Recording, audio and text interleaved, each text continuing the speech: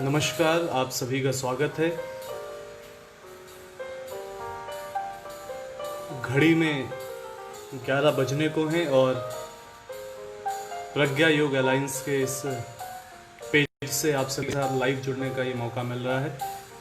आप सभी को नमस्कार। बस अब से कुछ ही पलों में हम लोग एक बड़े ही प्रासंगिक विषय पर बड़े ही सहजता से, सरलता से चर्चा करने जा रहे हैं और इस विषय में अगले चंद मिनटों में जो चर्चा हम लोग करेंगे वो निश्चित ही आप सभी के लिए बड़ी ही लाभप्रद होगी। मुझे बताया गया है कि कुछ पल रुक करके इंतज़ार करना है अपने साथियों का जो इसमें जुड़ने वाले हैं। तो समय से कुछ सेकंड पूर्व से ही एक इशारा सभी के लिए है कि अब समय हो चुका है, आइए हम सब जुड़ें, क्योंकि निर्धारित समय से शुरू करके हम लोग निर्धारित समय में अपनी चर्चा को पूर्ण करेंगे।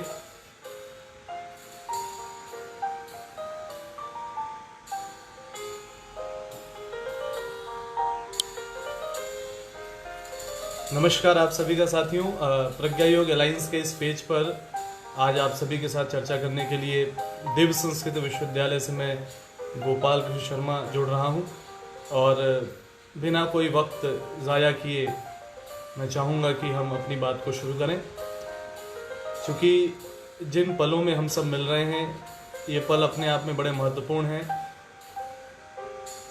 मैं सबसे पहले प्रज्ञा योग अलायंस को बहुत बहुत धन्यवाद देना चाहूँगा और इसके साथ जुड़ी उन यादों को ताज़ा करना चाहूँगा कि जिस विजन को लेकर के हमारे आदरणीय कपिल भाई आरंभ से ही कार्य करते रहे, आज वो इतने बड़े रूप में एक टीम के रूप में सबके सामने है। तो सबसे पहले आपको बहुत बहुत बधाइयाँ और पूरी टीम को बहुत बहुत धन्यवाद बधाइयों के साथ। और गर्व इस बात का भी है कि आज एक देव संस्कृत विश्वविद्यालय के प्रेस्टिजियस एल्यूमिनाई के एक वेंचर में जुड़ने का, कुछ करने का अवसर हमें मिल रहा है। तो आइए इस बात को हम शुरू करते हैं गायत्री मंत्र बोलते हुए इस भाव के साथ कि वह परमात्मा हम सबकी बुद्धि को सन्मार्ग की ओर प्रेरित करें। और इस चर्चा के आरंभ में ही अपने भावों को मैं अर्पित कर दूं कि इस जीवन में सिखाने से किसी के सीखना संभव अक्सर तब तक नहीं होता जब तक इंसान स्वयं में अपने सेंस ऑर्गन्स को ओपन करके उस विचार को, उस भाव को, उस सीख को अपने अंदर प्रवेश करने दे और अपने अंदर उसको प्रवेश करने दे करके उसके ऊपर स्वयं में आचरण करें। तो हम सभी आइए उस परमात्मा से यही प्रार्थना करें कि हे परमात्मा, ये जीवन जो आपने दिया है, ये अवसर जो आपने दिया है, इस अवसर और इस जीवन का लाभ उठाते हुए हम प्रतिपल प्रतिक्षण लाइफ लॉन्ग लर्नर बनते हुए, प्राउड लर्नर फॉरएवर होते हुए सीखते ही जाएं, सीखते जाएं, सीखते जाएं। सीखने के लिए खुद गलतियां हर बार करें ये जरूरी नहीं, सुदूर कहीं किसी और की गलती सुनने में भी आए, देखने में भी आए, कानों कान कहीं खबर भी आए, तो हम परमात्मा से हैं कि परमात्मा ऐसी गलती हमसे कभी ना हो, क्योंकि हम इंसान हैं और इंसान होने के नाते हमें बेहतर ही बनना है। तो आइए आप सभी को प्रणाम और अपनी उस गुरु सत्ता का स्मरण करते हुए सद्बुद्धि की देवी, सद्ज्ञान की देवी माँ गायत्री का गायत्री मंत्र। ओम भूर्भुवः स्वः तत्सवितुर्वरेण्यं भर्गो देवस्य धीमहि धियो यो नः प्रचोदयात्। एक बार पुनः से आप सभी का स्वागत है। साथियों, चर्चा को उस गति से हम लोग लेके चलेंगे कि हम लोग अगले 40 मिनट में अपनी बात को आपके सामने रख सकें और उसके बाद कभी भी कैसे भी आपके माध्यम से जो कुछ भी मुझे सीखने को मिलेगा मैं उसके लिए प्रतीक्षारत रहूंगा। बहुत बहुत धन्यवाद। साथियों, इस बीच इससे हमारा नाता जुड़ गया है। आप पहचान गए होंगे कि मैं मास्क की बात कर रहा हूँ। हम लोग एक ऐसे संकुल में रहते हैं जहां पर कि जान बचाने के लिए हेलमेट लगाना जरूरी है। ऐसा 1000 बार, लाख बार कहने और सुनने के बाद भी इंसान को अपनी जान की ही फिक्र नहीं होती और वो हेलमेट तब तक नहीं लगाता जब तक कोई सरकारी नियम ना आ जाए। नियम आने के बाद भी जब तक चालान ना हो जाए, और चालान होने के बाद भी कुछ लोग बड़े गौरवान्वित होकर के उस हेलमेट को कहीं साइड में ही रखे रहते हैं और हमेशा इंतजार करते हैं कि कोई ठोकर दे, कोई डांटे, कोई फटकारे, कोई एक्शन ले, तब जाके हम हेलमेट लगाएं। साथियों, ऐसे समय में एक ये मास्क, इसके लिए भी निवेदन बार बार किया जाता है, लेकिन आज चूंकि जान पे बनाई है, इस कारण इंसान कम से कम अपनों के कहने पर इस मास्क को लगाने को तैयार हो गया। मैं बात कर रहा हूं इस कोविड-19 की सिचुएशन की, इस कोरोना काल की, क्योंकि इस कोरोना काल में पल पल जीवन और मृत्यु हमारे आसपास चल रहे हैं, और इसीलिए ये अवसर भी तभी आया है। इस प्रज्ञा योग अलायंस के इस प्लेटफॉर्म पे आपसे अगर हम आज जुड़ रहे हैं, तो इसके लिए कोरोना इस संकट का भी एक विशेष सिचुएशन बनी है, क्योंकि उसी समय ऑनलाइन जुड़ने, अच्छी बातें करने के लिए भी हमने सोशल मीडिया को इस्तेमाल करना शुरू किया। ऑल्दो प्रज्ञा योग अलायंस बहुत ही आरंभ से इस प्लेटफॉर्म का बहुत ही सकारात्मक इस्तेमाल कर रहा है। तो साथियों, जो मैं कह रहा हूं कि जब कोरोना काल में पल पल जीवन और मृत्यु है, हर पल में खुद से नहीं किसी और से, किसी और से नहीं किसी और से, मतलब किसी एक की असावधानी भी पूरी मानव जाति पर संकट के रूप में सामने आ सकती है। ऐसे समय में शायद हम मनस्थिति के उस स्तर में हो सकते हैं कि जो बातें अभी कही जाएंगी वो थोड़ी सी गहराई से समझ में आए, क्योंकि अभी बाहर की भागदौड़ उतनी नहीं है, लेकिन फिर भी जितनी है उसके हिसाब से हम सब अपने मन को तैयार करते हैं। साथियों, जो विषय है ये आपको आनंद आ रहा होगा कि प्रज्ञा योग अलायंस, जो कि योग के लिए कार्य करता है, उसमें आज चर्चा होने वाली है thought technology in the age of artificial intelligence. और मैं आपको पूर्णतः बता दूं कि इस विषय में अपनी बात रखने का जो सौभाग्य और जो क्रेडिट मेरे को मिला, इसके लिए मैं सबसे पहले अपने एल्यूमिनाई, अपने भाई आदरणीय कपिल केसरी जी का धन्यवाद करता हूं, साथ ही प्रज्ञा योग अलायंस की टीम और आप सभी का जिन्होंने उत्साहपूर्वक भाग लिया। मेरे कुल पिता, कुल माता, हमारे कुलाधिपति, हमारी संरक्षिका, मेरा विश्वविद्यालय देव संस्कृत विश्वविद्यालय और गायत्री तीर्थ शांति कुंज हरिद्वार, जहाँ के अनुभवों को लेकर के, जहाँ के शिक्षणों को लेकर के हम लोग इस योग्य बने कि आपके सामने अपनी बात रख सकें। और एक बात मैं और आनंददायक आपको बताऊं कि देव संस्कृत विश्वविद्यालय में विश्व का पहला इंटरडिसिप्लिनरी प्रोग्राम शुरू हुआ।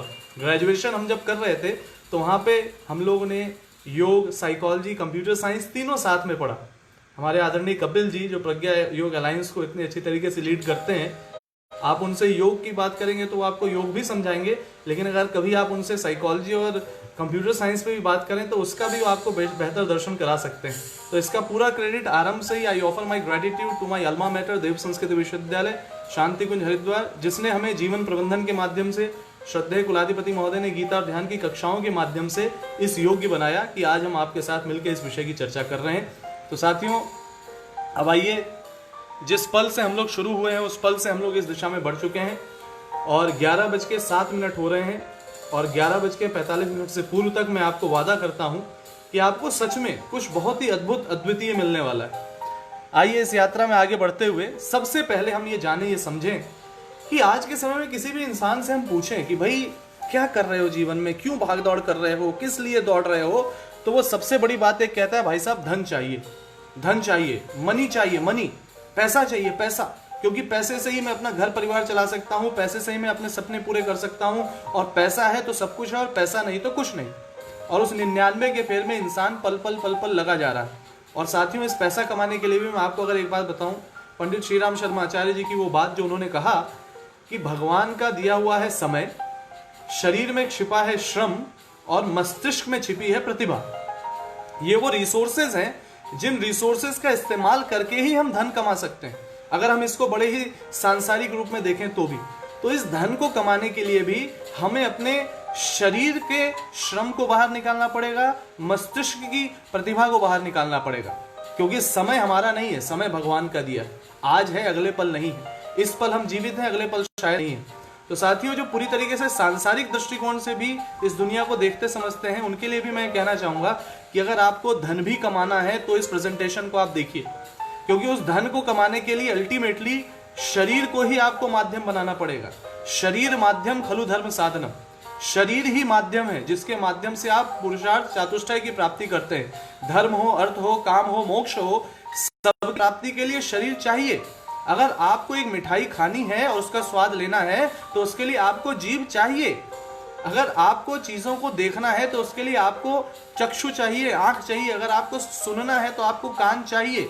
माध्यम शरीर ही है, और इस शरीर रूपी माध्यम को जो लोग नहीं समझ पाते वो पैसा भी क्या कमा पाते हैं। एक तरफ जीवन भर इस शरीर का एक्सप्लॉयटेशन करके पैसा तो खूब कमाते हैं, लेकिन एक समय पर आकर के पैसा गंवाते हैं अस्पताल में जाकर के। साथियों, एक दूसरी दृष्टि में आपको बताना चाहूंगा, मस्तिष्क में छिपी है प्रतिभा। और आज का जो विषय है विचारों की तकनीकी की जो हम बात कर रहे हैं, उसका जो प्लेटफॉर्म है वो मस्तिष्क है, और उस मस्तिष्क के प्लेटफॉर्म पे ही हमें काम करना है। तो आज के इस प्रेजेंटेशन में चाहे विद्यार्थी हो, चाहे प्रोफेशनल्स हो, चाहे उम्र के किसी भी स्तर पर हम हो, हम ये महसूस कर लें कि अगर हमें जीवन में सचमुच सफल होना है तो हमें धन भी कमाना है। तो इस विषय में सोचना जरूरी है। साथियों, पूज्य गुरुवर की ही विचारधारा से मैं आपको बताना चाहूंगा कि धन की जो भी परिभाषाएं हम जानते हैं, अब एक बड़ा शानदार खुलासा मैं आपके सामने करने जा रहा हूं। ये जो धन है ना साथियों, वास्तविक में धन है क्या? जीवन। आप मेरी से मेरे ख्याल से निश्चित रूप से अगर ठहर के सोचेंगे कि जीवन से बड़ा धन क्या है, क्योंकि जीवन है तब तक हम धनी हैं, जीवन है तब तक घर है, बार है, परिवार है, पोजीशन है, प्रतिष्ठा है, सब कुछ है। और धन नहीं, जीवन नहीं तो धन तो यहीं का यहीं रह गया। तो इसलिए जीवन चला जाता है तो लोग बोलते हैं निधन हो गया। स्वास्थ्य धन है साथियों। स्वस्थ जो है उसके घर का बजट बहुत ज्यादा उसके कंट्रोल में रहता है, और जहां स्वास्थ्य गया घर का बजट पूरी तरीके से बिगड़ जाता है। असली धन स्वास्थ्य है, वो कागज के नोट ही सब कुछ नहीं है। असली धन समय है, क्योंकि इस समय को, जिस समय आप और हम आपस में मिल रहे हैं, इस समय हम लोग अपने जीवन को इन्वेस्ट कर रहे हैं, और पॉजिटिवली अगर आप इस चीज से जुड़ रहे हैं तो आप निश्चित रूप से इसका लाभ उठाएंगे। इसी क्रम में जब हम आगे चलते हैं तो अब आपको देख के हमको समझना है कि हम रहते कहां हैं। ये प्रश्न का उत्तर मैंने आपके सामने सबसे बड़ा, चूंकि हम लोग को धन कमाना है, हम लोग को इस संसार में रहना है, जीवन जीना है, तो खुद से प्रश्न भी पूछना है कि हम रहते कहां हैं। और जब हम कहते हैं हम रहते कहां हैं, तो इसका प्रश्न का उत्तर देने के लिए हर कोई देखता है, अच्छा मैं अपने घर में रहता हूँ, इस मोहल्ले में रहता हूँ, इस गली में रहता हूँ, इस शहर में रहता हूँ, इस देश में रहता हूँ। लेकिन साथियों, जल्दी से आप समझ लीजिए और इस बात को जान लीजिए कि हम और हम में से हर कोई घर में एक परिवार के कई लोग तो रहते हैं, लेकिन दरअसल वास्तविकता में हम जिस जगह पे रहते हैं उस जगह का नाम है शरीर। Body is the only place where we live, क्योंकि इस शरीर के अंदर ही जीवन है। और जो धन है जीवन, जो समय है जीवन, जो धन है समय, और जो धन है स्वास्थ्य, वो सब इस शरीर में ही होता है।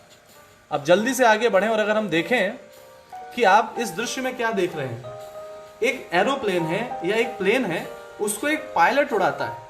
अब आप बात करेंगे कि आजकल पायलट, ऑटो पायलट मोड पे भी काम होता है, ड्राइवरलेस कार्स भी आ गई हैं, लेकिन साथियों किसी भी प्लेन को चलाने के लिए एक पायलट की आवश्यकता होती है। पायलट कुशल होना चाहिए, पायलट समझदार होना चाहिए, क्योंकि प्लेन कितना भी महंगा हो, प्लेन कितना भी शानदार हो, कितना भी वर्ल्ड क्लास फैसिलिटी से भरा हुआ हो, लेकिन अगर पायलट शानदार नहीं है तो वो पायलट करोड़ों के प्लेन को और उसमें बैठे सैकड़ों हजारों यात्रियों के जीवन को संकट में डाल सकता है। यानी कि एक पायलट होता है जो किसी भी अच्छे से अच्छे प्लेन को अच्छे से अच्छी जगह पर ले जाने का काम करता है। अब हमें यह सोचना है कि हमारे जीवन का पायलट कौन है।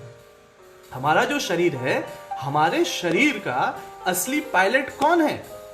हमारे शरीर का पायलट शरीर है या वो मस्तिष्क है, जिसको उसकी इसी महत्ता के कारण हमारे शरीर के सबसे ऊपले महले में स्थान दिया गया है, सबसे टॉप स्टोरी में रहता है, वो सबसे ज्यादा सिक्योर्ड स्कल के अंदर उसको सुरक्षित रखा गया है।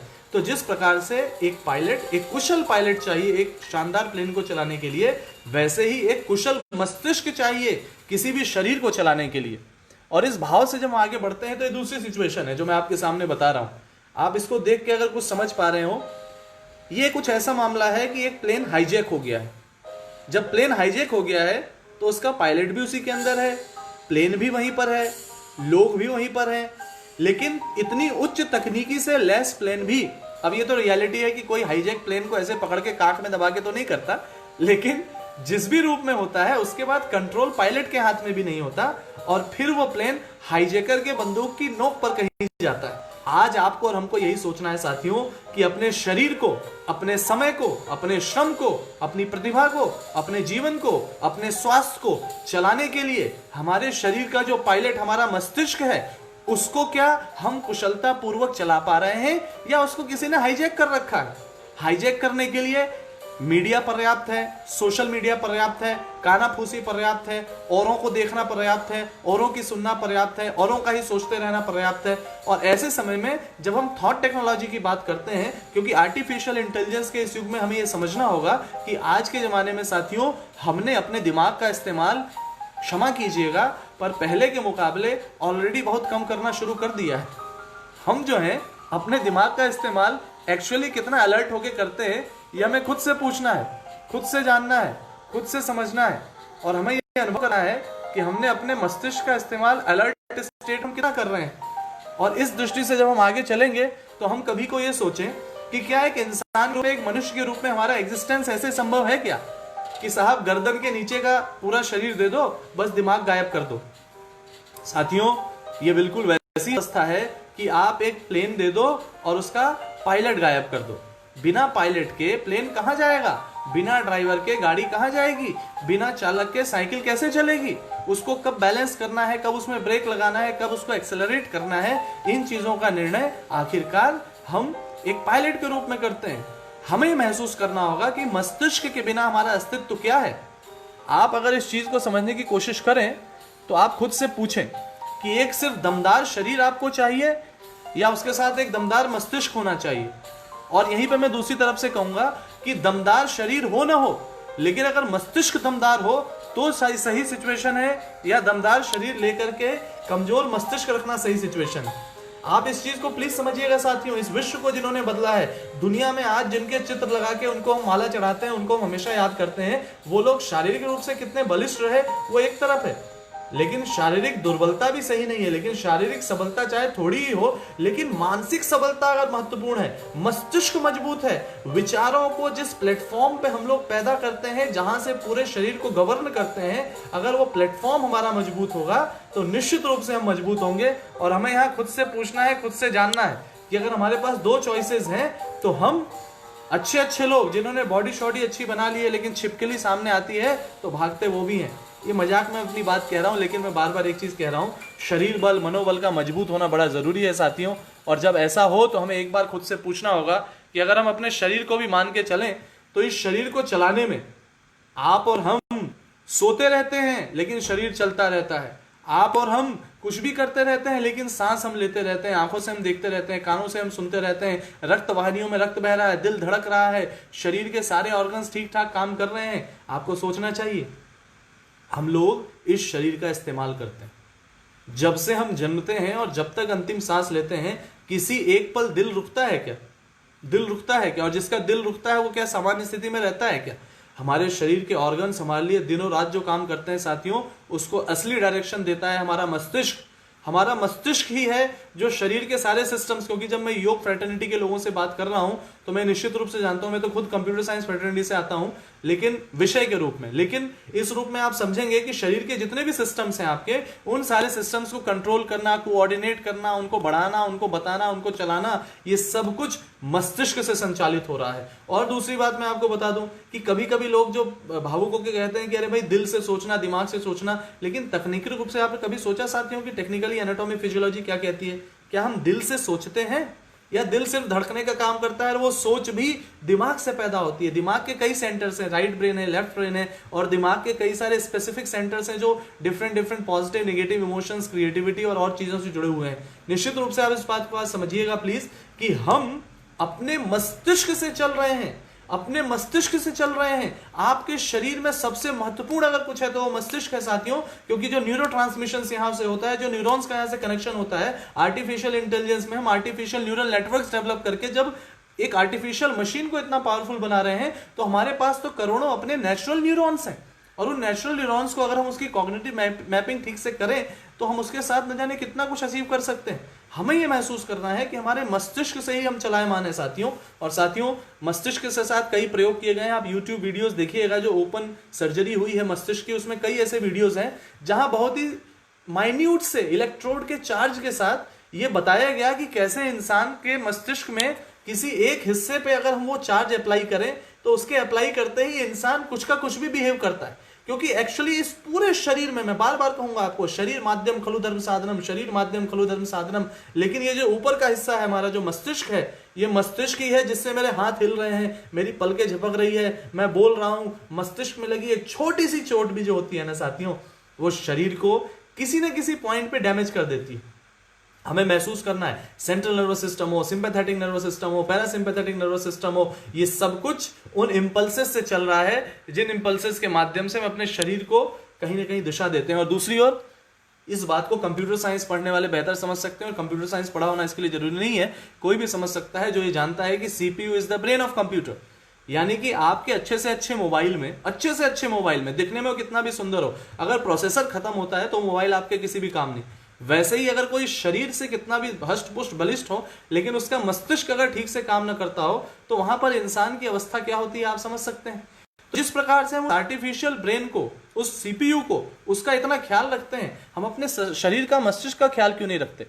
हार्डवेयर सॉफ्टवेयर, इस तरीके से हमारा शरीर और हमारा मस्तिष्क और उसमें आने वाले विचार, हार्डवेयर है हमारा शरीर, सॉफ्टवेयर हमारा मस्तिष्क और उसके विचार। सॉफ्टवेयर अच्छा होता है तभी हार्डवेयर काम कर पाता है, क्योंकि हार्डवेयर तो हार्डवेयर है, वो फिजिकल एंटिटी है, लेकिन उस फिजिकल एंटिटी को एक्चुअल पावर जो मिलती है वो सॉफ्टवेयर से मिलती है, उस इनविजुअल फोर्स से मिलती है, जो हमारे केस में वो हमारे विचार है, हमारा मस्तिष्क है। और आज जब आर्टिफिशियल इंटेलिजेंस की दुनिया है, रोबोट्स बन रहे हैं, थिंकिंग मशीन्स बन रही है, 1950 में एलन ट्यूरिंग ने कह दिया था कि कैन मशीन थिंक। और आज की सिचुएशन है साथियों, जब आप गूगल पे एक वर्ड लिखते हैं सर्च करने के लिए, वो आपके सेंटेंस को ऑटो कंप्लीट कर देता है। जब आप ईमेल लिख रहे हैं तो आपके भाव को समझ के आपके ईमेल के सेंटेंस को पूरा लिख दे रहा है। यानी कि मशीन हमारे एवज में बहुत तेजी से सोच रही है। अब हमें सोचना है कि हम इंसान होने के नाते क्या सोचेंगे। आज हमें पूछना है खुद से कि आर्टिफिशियल ब्रेन को डेवलप करने के लिए, आर्टिफिशियल इंटेलिजेंस को डेवलप करने के लिए कितना पैसा लग रहा है, कितना समय लग रहा है, कितना संसाधन लग रहा है, कितनी रिसर्चेज लग रही हैं। हमें इस बात को बड़ी गंभीरता से खुद से पूछना है साथियों कि इस दुनिया ने, देशों ने अपने बड़े बड़े बड़े बड़े रिसर्च लैब पूरी तरीके से समर्पित कर रखे हैं कि आर्टिफिशियल इंटेलिजेंस डेवलप कीजिए। और उसके साथ साथ जो ह्यूमन इंटेलिजेंस का ह्रास हो रहा है उसके बारे में आप क्या कहेंगे।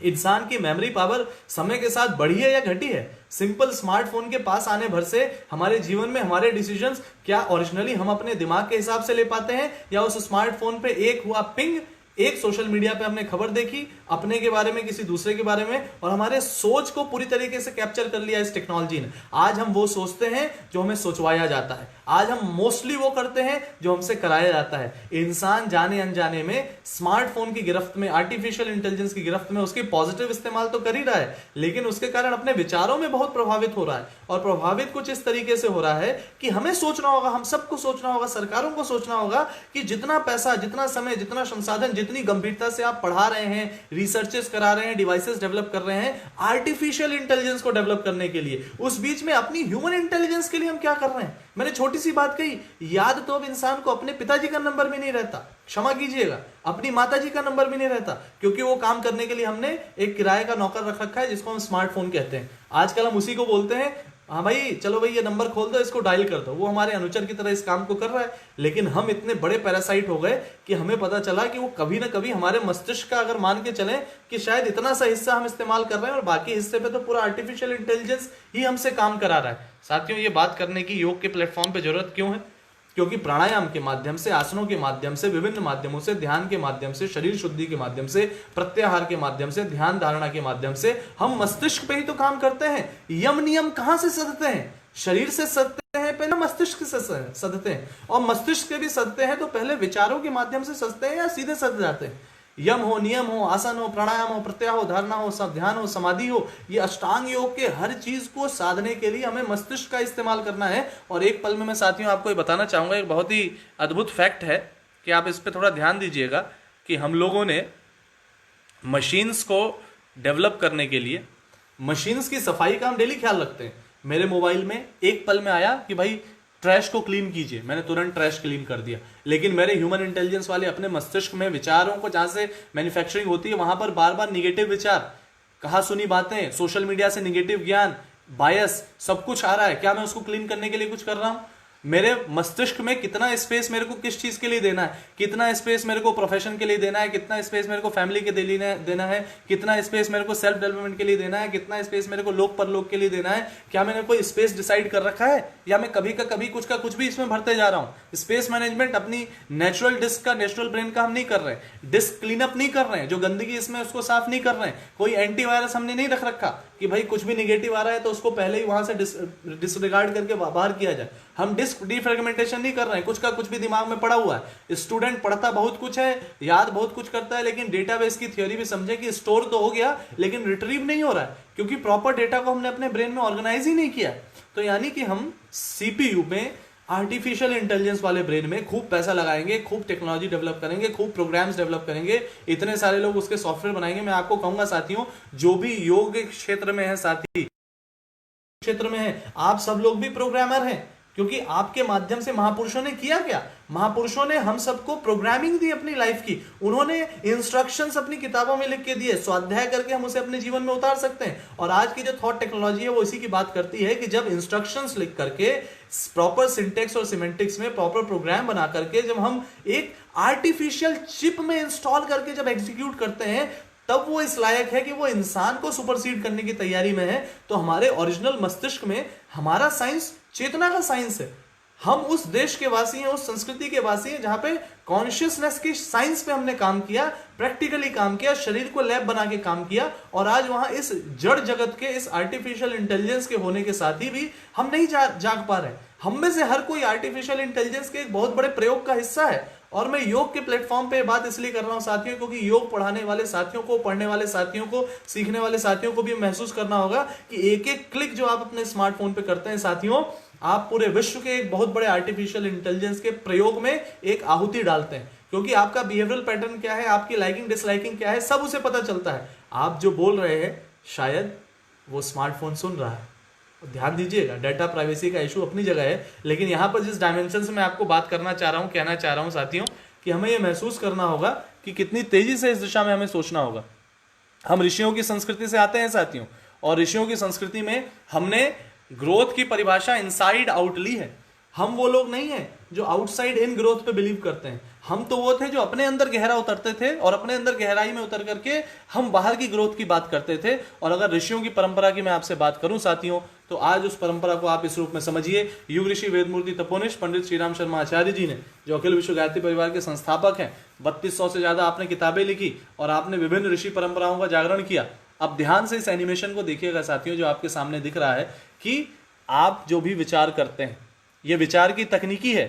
विचार की तकनीकी यही है कि जो आप विचार कर रहे हैं वही विचार आगे चल के आपके शब्द बन रहे हैं। इस समय जो मैं आपसे बात कर रहा हूं, विचार पहले उत्पन्न हो रहे हैं। प्लेटफॉर्म मेरा मस्तिष्क है, इसलिए इस बैकग्राउंड में मैंने मस्तिष्क की बात की आपसे। मेरा पायलट, मेरा मस्तिष्क अगर पॉजिटिवली सोच रहा है, पॉजिटिवली चीजों को प्रोसेस कर रहा है, तो वही विचार है मेरे जो शब्द बन के आपके सामने आ रहे हैं। शब्द वही जब बार बार हमारे मुख से निकलते हैं तो वही शब्द हमारे कर्म बढ़ते हैं।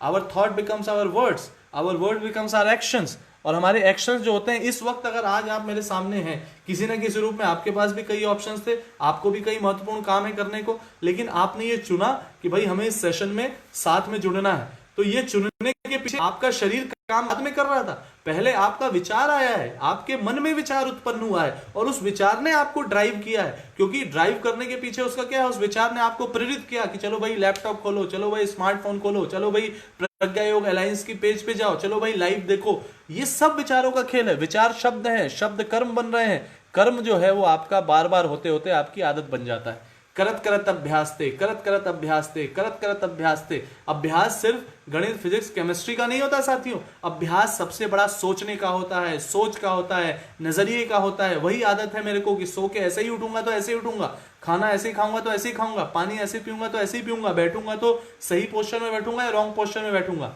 आदत का प्रभाव। और यही आगे चल के फिर हमारा चरित्र बनता है।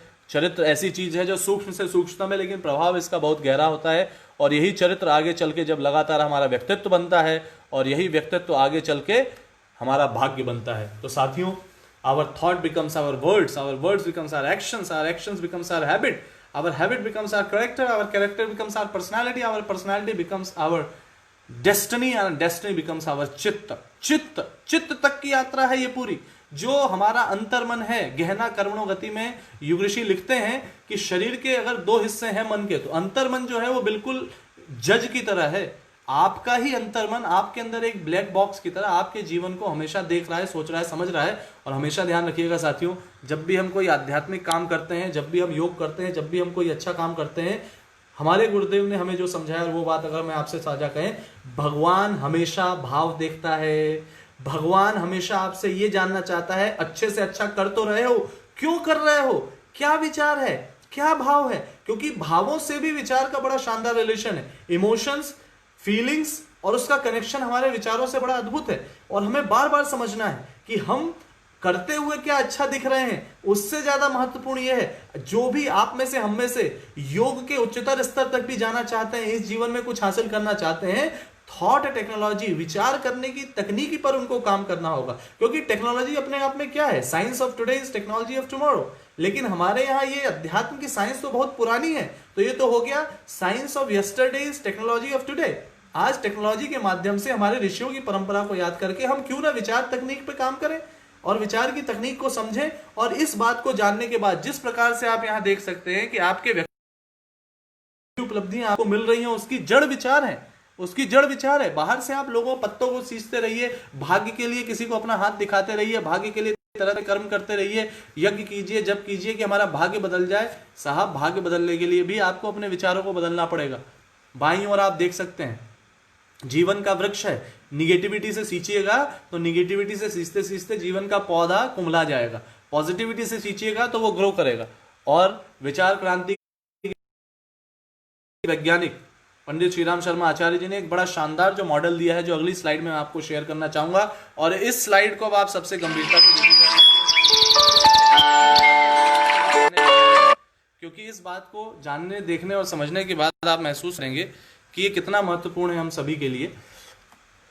ये है हमारा मस्तिष्क, जिसको मैंने सबसे पहली वरीयता दी कि हमारे शरीर का सबसे महत्वपूर्ण हिस्सा। इसमें अगर लेश मात्र भी गड़बड़ हुई, छोटी सी भी चोट लगी, छोटा सा भी प्रभाव पड़ा, सब बदल जाता है। विचार तकनीकी की एल्गोरिथम, विचार तकनीकी का फ्लो चार्ट अब आपके सामने ये प्रस्तुत है साथियों। आप ये देखिए, विचार करने की प्रक्रिया को हम कहते हैं विचारणा। और ये पूज्य गुरुवर के शब्दों में, विचारणा जो होती है, इसकी शुरुआत होती है धारणा और मान्यताओं से।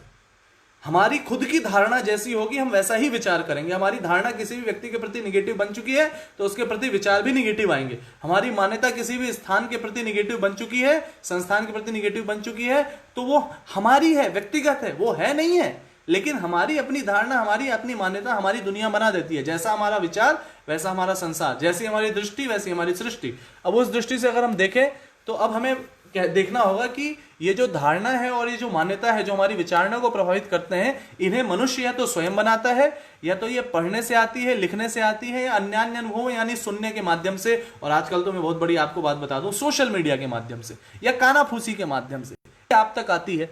और इसके साथ आप इसे किसी दूसरे से ग्रहण करते हैं, क्योंकि एनवायरमेंट बहुत बड़ा रोल प्ले इसमें करता है। और ऐसी सिचुएशन में अगर हम देखें और हम जाने और हम समझें तो विचार तकनीकी यही कहती है कि हम किसी न किसी स्तर पे इन चीज़ों के लिए हम औरों से भी प्रभावित होते हैं।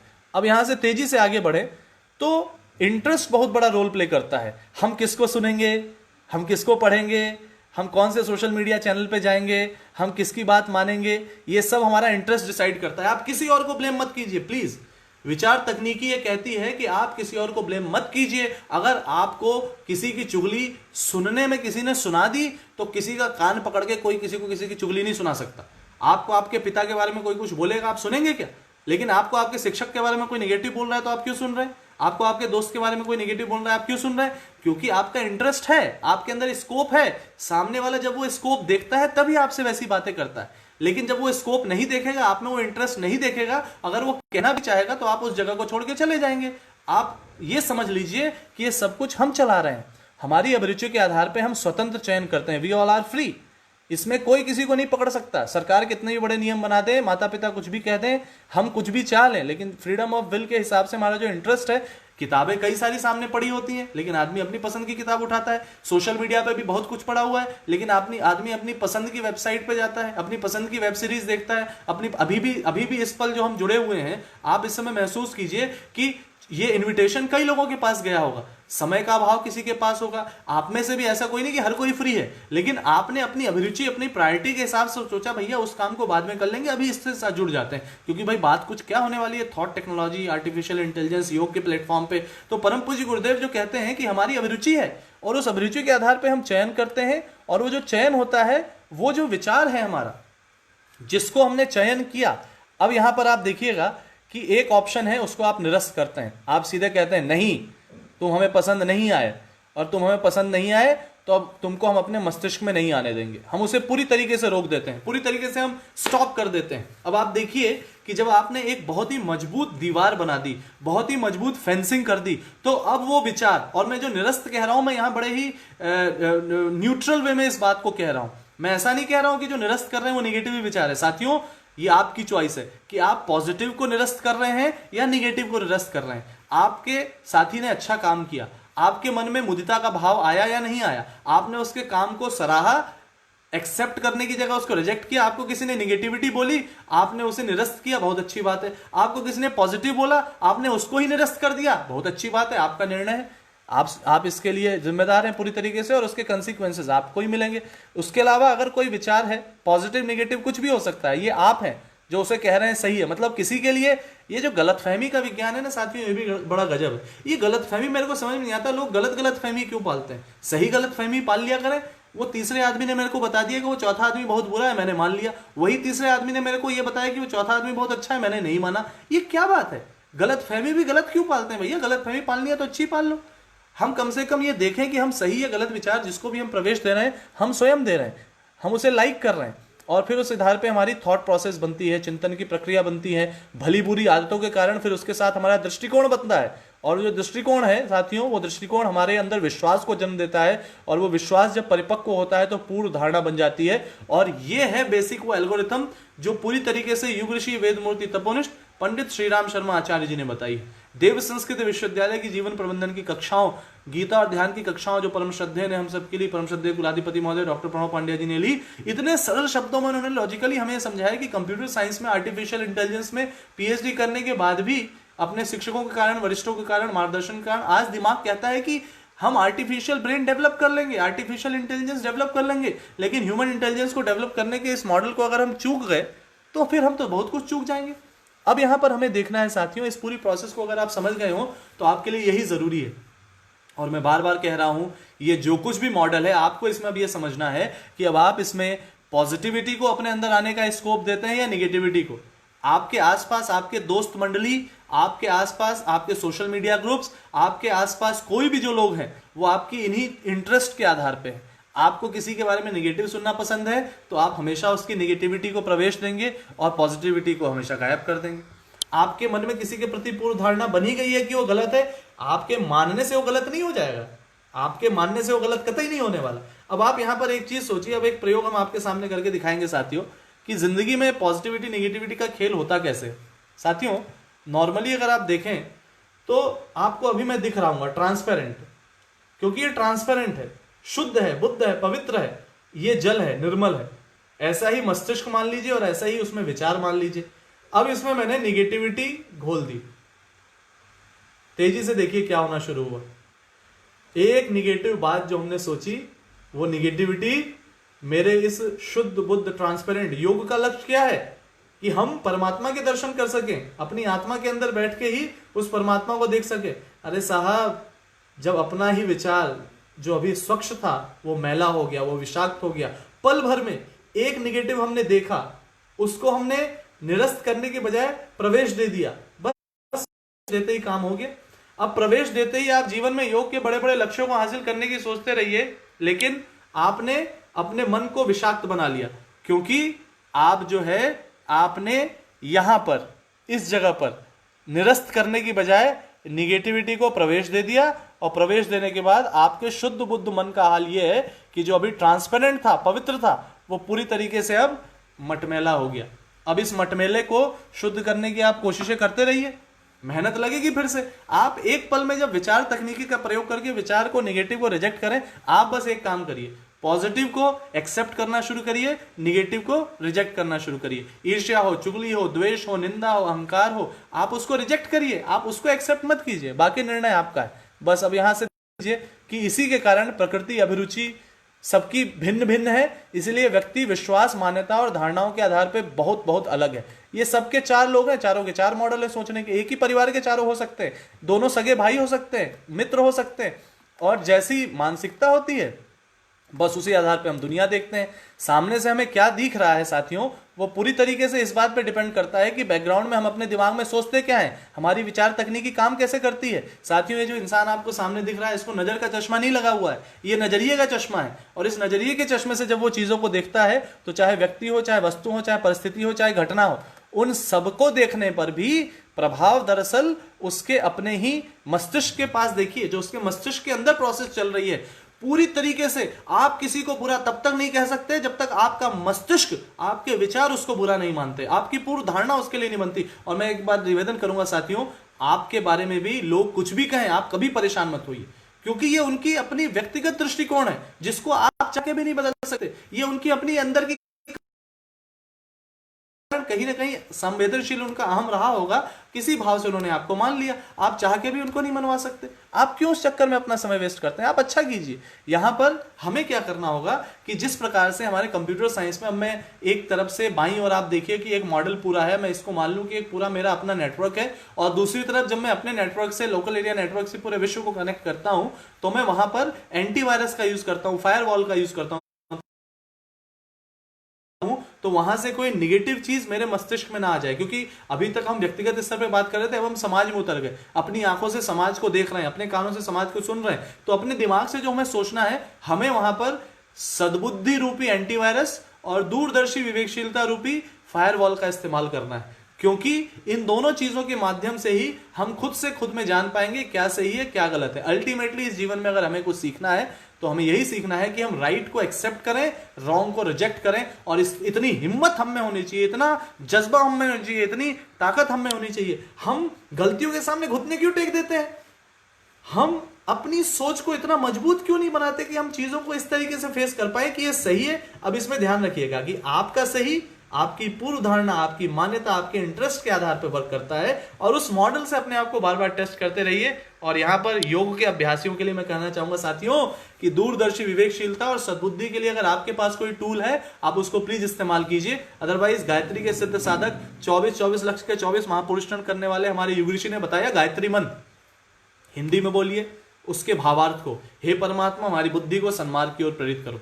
बुद्धि बहुत है लेकिन कुमार्ग पे जा रही है। रावण के पास दुनिया का सबसे ज्यादा धन, सबसे ज्यादा ज्ञान, सबसे ज्यादा शक्ति, सब कुछ थी, बुद्धि थी। आज भी पढ़े लिखे लोगों के पास बुद्धि है, लेकिन वही पढ़े लिखे लोग फिर क्यों घोटाले करते हैं, वही पढ़े लिखे लोग फिर क्यों साइबर थ्रेट्स लोगों को देते हैं, वही पढ़े लिखे लोग क्यों अपने विचारों के माध्यम से दूसरों को गलत डायरेक्शन में ले जाते हैं, क्योंकि बुद्धि है पर सद्बुद्धि का नितांत अभाव है। तो हम गायत्री मंत्र के माध्यम से ऐसी प्रार्थना करते हैं सदैव कि हे परमात्मा हमारी बुद्धि को सन्मार्ग की ओर प्रेरित करिए, बलपूर्वक सन्मार्ग की ओर चलाइए। ओम भूर्भुवस्सुवः तत्सवितुर्वरेण्यम भर्गो देवस्य धीमहि धियो यो न प्रचोदयात्। सभी धर्मों के मंत्रों की सार में यही है। हम कहते हैं कि O almighty guide my intellect to the righteous path, यानी इन चीजों के माध्यम से हम देखने की कोशिश करते हैं। साथियों, स्मार्टफोन को अपने देखिए, आज ये स्मार्टफोन बहुत स्मार्ट हो रहा है, इंसान डम होते जा रहा है, स्मार्टफोन स्मार्ट होते जा रहा है। और मैं यंग जनरेशन से विशेष रूप से कहना चाहूंगा कि हम सब ये सोचें कि हमारे दादाजी, हमारे पिताजी और परदादाजी, उनकी जो जनरेशन थी, उनका मस्तिष्क कितना मजबूत था, एडजस्टमेंट लेवल क्या शानदार था। आज के युवाओं का भी है, लेकिन ये जो स्मार्टफोन है ना साथियों, ये स्मार्ट ज्यादा हो रहा है इंसान से, थिंकिंग मशीन की तरह ये काम कर रहा है। और इसका जो बेसिक आर्टिफिशियल इंटेलिजेंस का मॉडल है वो यही है कि एनवायरनमेंट से वो परसीव करता है, सेंस करता है और उस पर एक्ट करता है। हमें अपने विचारों की टेक्नोलॉजी के माध्यम से अपने विचारों को इतना मजबूत बनाना है और ये सोचना है कि हमारे दिमाग में आज कहीं पूरा का पूरा हमारा नजरिया, हमारी मान्यता, हमारे दृष्टिकोण कहीं ऐसा तो नहीं हो गए कि दिमाग में यूट्यूब ही घुसा हुआ है, फेसबुक ही घुसा हुआ है, उसके कमेंट, उसकी पोस्ट, और वो भी निगेटिव, तो वो ज्यादा प्रभाव दे रही है। किसी के बारे में किसी ने कुछ भी कह दिया, हम मान के बैठ गए। साहब क्यों मान के बैठ गए आप? उस इंसान के बारे में हजारों अच्छी बातें भी कही गई, आपने क्यों नहीं मानी? क्योंकि आपकी अभिरुचि जिस तरह पे, आप उस तरह की चीजों को पढ़ते हैं। और ये मैं बड़े पॉजिटिवली कह रहा हूं, किसी ने कुछ अच्छा माना तो उसने माना इसलिए क्योंकि उसकी अभिरुचि पॉजिटिव पकड़ने की थी। आप देखिए कि अच्छे से अच्छे लोग गिरफ्त में हैं इसकी। ये हाथ की मुद्रा वही है, कराग्रे वसते लक्ष्मी, कर मध्य तु सरस्वती, कर मूले तु गोविंदम, प्रभाते कर दर्शनम। अभी क्या है, प्रभाते दर्शने मोबाइलम, मोबाइलम का ही दर्शन करना है, जागते सोते सब कुछ करते। इस मोबाइल में जो हम देख रहे हैं साथियों, योग की भाषा में आज आपको मैं अंत में एक बात समझा दूं कि मेरे मन में एक विचार आया कि हमें कहा जाता है ना कि भाव का विसर्ग ही कर्म है, भगवत गीता कहती है। तो आप सोचिए कि जब तक आप चीजों को कहीं सामने नहीं देखते तो आपके भाव नहीं पैदा होते थे। आज आप स्मार्टफोन पे किसी दूसरे की उपलब्धि आपने देखी, किसी दूसरे की आपने कहीं जाने की यात्रा देखी, आपके मन में उससे जुड़ा कोई ना कोई भाव पैदा हो गया, यानी वो कर्म बन गया। तो यानी क्या इसके कारण ऐसा तो नहीं होगा कि पहले बिना मोबाइल स्मार्टफोन की दुनिया हम देखते थे, सोचते थे, समझते थे, तो हो सकता था हमारे उस आधार पर 1000 जन्म हो, लेकिन अब मोबाइल में पल पल एक टिंग और पिंग होता है, हम न जाने क्या देखते हैं, क्या सोचते हैं, और ऐसे न जाने कर्म राशि में हमारे कितने ज्यादा संस्कार बढ़ते जा रहे हैं, चित्त कितना कैसा होता जा रहा है, और उसका परिणाम कितने जन्मों के रूप में होगा। क्योंकि लाइक, सब्सक्राइब और शेयर अच्छी चीजों का हम कितना करते हैं ये हमें सोचना पड़ेगा, और बाकी चीजों में हम कितने इन्वॉल्व होते हैं ये हमें सोचना पड़ेगा। मौज लेने का जो इंटरेस्ट है ना, उस मौज लेने के कारण कई चीजें ऐसी ही चले जाती है। साथियों, मनुष्य एक विचारशील प्राणी है, हमें एक हवलदार नियुक्त करना होगा, एक प्रोटोकॉल ऑफिसर नियुक्त करना होगा, जो हमारे मस्तिष्क में सोशल मीडिया, तो सोशल मीडिया सबसे ज्यादा मैं सोशल मीडिया इसलिए कह रहा हूं क्योंकि आज की दुनिया में इंसान से पूछ लीजिए, अंत में मैं आपको यही कहना चाहूंगा, इंसान जो है ना बोलने के लिए किसी को भी बहुत प्यार करे, लेकिन सबसे ज्यादा प्यारा उसे अपने गैजेट है, अपना मोबाइल है, 80,000 का है ना, 60,000 का है ना, एक हल्का सा स्क्रैच उस पर अपना ही कोई लगा दे तो उसके ऊपर ऐसे भड़कता है जैसे न जाने क्या हो गया। साथियों, जिस प्रकार से उसी मोबाइल फोन में एक एंटीवायरस होता है, आप एक प्रोटोकॉल ऑफिसर लगा दीजिए जो हर निगेटिव थॉट को वहीं पे रोक दे। आपको अवेयरनेस योग में जो आपने सीखी है उसका प्रयोग करना होगा। जिस प्रकार से एक शीशे पे अगर धुंध चढ़ी हुई है, इस शीशे पे अगर धुंध है तो आपको अपना व्यक्तित्व तो नहीं दिखता। आपको और हमको भी ये मानना होगा कि हम अगर अपने थॉट टेक्नोलॉजी को अगर नहीं समझें तो एक पल, एक विचार और एक संस्कार जीवन को, उसकी दिशा को और उसकी दशा को बदल सकता है। साथियों, जीवन से ही हमने शुरू किया था और जीवन पे ही अंत कर रहे हैं। मैं आपको एक उदाहरण यहां बता करके अपनी बात को समाप्त करूंगा। साथियों, एक जेल के अंदर में एक ऐसे युवा साथी से मिला और जब मैंने उसकी कहानी सुनी, बड़ा संभ्रांत पढ़ा लिखा वो महसूस हो रहा था। उसने जो बात कही वो मैं आपसे कहना चाहूंगा। साथियों, अच्छे खासे मिठाई की दुकान का मालिक था, अच्छा खासा बिजनेस चलता था, लेकिन सामने से एक इंसान आया, वो किसी से बहस कर रहा था। उस बहस के दौरान ये भाई ट्रिगर कर गया। पहले तो वर्बल एक्सचेंज हुआ, लेकिन वर्बल एक्सचेंज होते हुए अपनी फिजियोलॉजी, अपनी साइकोलॉजी पे उसका कंट्रोल नहीं रहा, और एक पल, एक विचार और एक कोई संस्कार, क्योंकि संस्कार की भाषा योग के साथ ही समझ सकते हैं, एक कोई संस्कार ऐसा जगा कि उसने तत्काल वहां पे सामने पड़ा एक ईंट उठाया और सामने वाले के सिर पे दे मारा। साथियों, उसी पल सामने वाले की मृत्यु हो गई। इसका इंटेंशन हत्या का नहीं था, इसका इंटेंशन कुछ ऐसा करने का नहीं था। ये सुबह घर से उठ के ये सोच के ये नहीं निकला था। इसका भी परिवार है, इसके भी माता पिता हैं, इसके भी बच्चे हैं। साथियों, विचार की तकनीकी में कहीं उसने ब्रेक लगाना नहीं सीखा था। एक कुशल पायलट की तरह, एक कुशल ड्राइवर की तरह कहां पर लेन चेंज कर लेनी है, कहां ब्रेक लगा लेना है, कहां अपने सोचना है कि दिमाग में क्या चल रहा है, उस जगह को तुरंत छोड़ के जा सकता था। लेकिन ऐसा उसने नहीं किया। उसका परिणाम क्या है कि अगले जन्मों का तो छोड़ दीजिए, इसी जन्म में उसकी बाकी की जिंदगी आजीवन कारावास में, जेल में बीत रही है। साथियों, एक पल, एक विचार, एक संस्कार एक इंसान की जिंदगी बर्बाद नहीं करता, उसके परिवार की, उसके खानदान की, उसके आने वाले पुश्तों की जिंदगी बर्बाद कर देता है। साथियों, हमें सोचना होगा कि हम गलत फहमी भी गलत क्यों पालते हैं। हम पूछें ऐसे लोगों से कि होश में आकर हमसे पूछें कि भाई हमेशा क्यों नकारात्मक नकारात्मक और नकारात्मक ही बोलते हो। नकारात्मक का मतलब मैं सिंपल ये कह रहा हूं, क्यों ईर्ष्या की बात करते हो, क्यों द्वेष की बात करते हो, क्यों चुगली की बात करते हो, क्यों निंदा की बात करते हो। अगर हम योगी हैं तो हम ये सोचें। हम ये नहीं कहते कि एक ही दिन में सब गायब हो जाएगा, लेकिन कल हम 10 लोगों की निंदा करते थे, आज कह दीजिए भाई साहब 9:30 की करेंगे, आज 8 की करेंगे, क्योंकि योग इसके बिना नहीं सदने वाला। विचार की तकनीकी पे अगर आप काम नहीं करेंगे तो आपका योग सद जाएगा।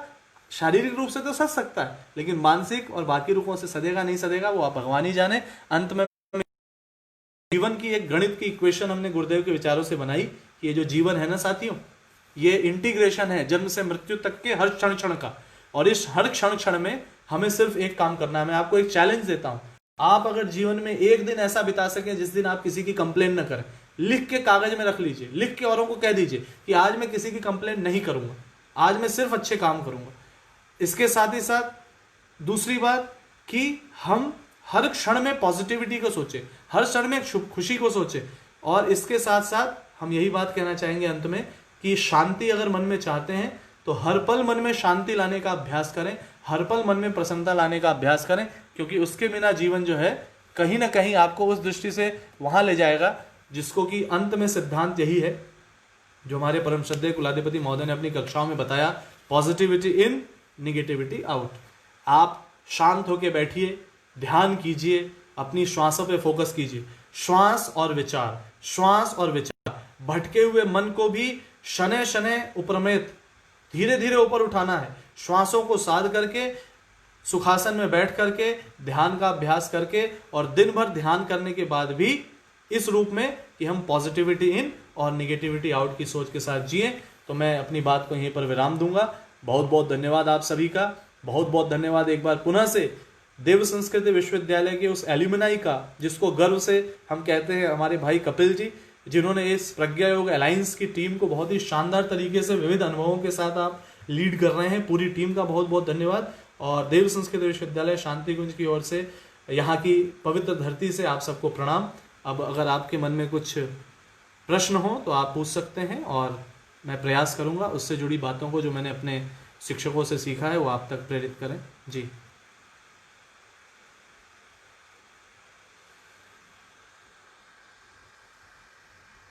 मेरे ख्याल से यहाँ पर एक स्मार्टफोन से ही आपकी बात सुन पा रहे हैं, तो बिल्कुल सही है। मैंने, अगर आप मेरे ख्याल से टॉक में अगर बिल्कुल शुरू से जुड़े हों, तो सबसे पहले मैंने तकनीकी का धन्यवाद दिया था और कोविड-19 सिचुएशन का भी धन्यवाद दिया था कि तकनीकी।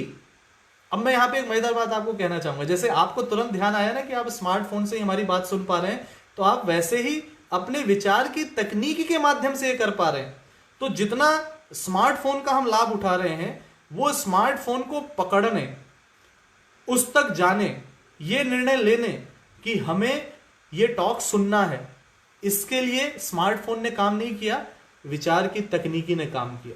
मैं बार बार एक चीज आपको कहूंगा, जो ये जड़ जड़ जड़ जड़ बाहर दुनिया है, जड़, ये जो स्मार्टफोन है ये एक मटेरियल है, और जब जड़ की टेक्नोलॉजी इतनी प्रेरणा दे सकती है, तो उस जड़ की टेक्नोलॉजी के पीछे उस चेतन की टेक्नोलॉजी है कि हमने पहले विचार किया, हमने अपनी अभिरुचि जगाई, हमने ये निर्णय लिया, हमारी कोई पूर्व धारणा ऐसी रही होगी कि हमें इससे कुछ जानने सीखने को मिलेगा, तो हम उसके माध्यम से जुड़ गए।